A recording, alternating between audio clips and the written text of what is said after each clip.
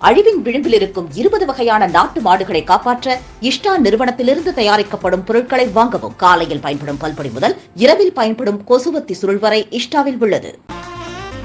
Media உங்கள் கனவா? படிக்கும் அனைவருக்கும் internship, placement assistance. Pandey school of journalism short term கோர்ஸில் உடனே சேர 7338824242.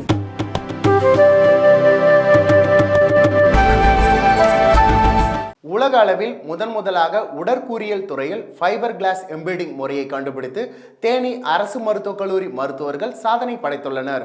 தேனி மாவட்டம் ஆண்டிப்பட்டி அருகே உள்ள தேனி அரசு மருத்துவக் கல்லூரி மற்றும் மருத்துவமனையில் உள்நோயாளிகளாக 1600 பேரும், வெளிநோயாளிகளாக தினந்தோறும் 3000க்கும் மேற்பட்டோர் வந்து சிகிச்சை பெற்று வருகின்றனர்.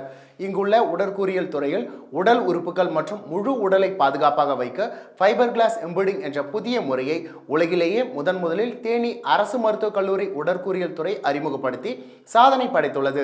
இதற்காக காப்புரிமை கோரி விண்ணப்பிக்கப்பட்டுள்ளது. இது குறித்து மருத்துவக் கல்லூரி முதல்வர் பாலசங்கர் கூறுகையில், உடற்கூறியல் அருங்காட்சியகத்தில் மனித உடல் மற்றும் உடல் உறுப்புகளை பாதுகாக்கும் முறைகளில் ஃபைபர் கிளாஸ் எனப்படும் இழை கண்ணாடியில் பாதுகாக்கப்படுவது புதிய முயற்சியாகும்.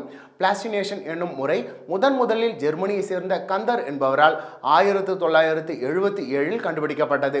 இந்தியாவில் ஒரு சில மருத்துவக் கல்லூரிகளில் மட்டுமே இம்முறை கடைபிடிக்கப்பட்டு வருகின்றது. அரசு மருத்துவக் கல்லூரிகளில் அரசு தேனி மருத்துவக் கல்லூரியில் தான் முதன்முறையாக செயல்படுத்தப்பட்டுள்ளது. இம்முறை உடற்கூறியல் துறை தலைவரான மருத்துவர் எழிலரசன் என்பவரால் 2012 ஆரம்பிக்கப்பட்டது. இப்பொழுது இந்த பிளாஸ்டினேஷன் செய்த உடல் உறுப்புகள் மற்றும் அதன் முழு உடலை பாதுகாப்பாக வைக்க ஃபைபர் கிளாஸ் எம்பெடிங் என்ற புதிய முறையை உலகில் முதலில் அரசு தேனி மருத்துவக் கல்லூரி உடற்கூறியல் துறையில் அறிமுகப்படுத்தி இருக்கிறது. இந்த ஃபைபர் கிளாஸ் எம்பெடிங் முறையில் தயாரிக்கப்படும் உறுப்புகள் மற்றும் மனித உடல்களை எளிதில் அழிக்க முடியாது, வருடக்கணக்கில் பாதுகாப்பாக வைக்கலாம். இது சுற்றுச்சூழலுக்கு பாதுகாப்பானது என்று தெரிவித்தார்.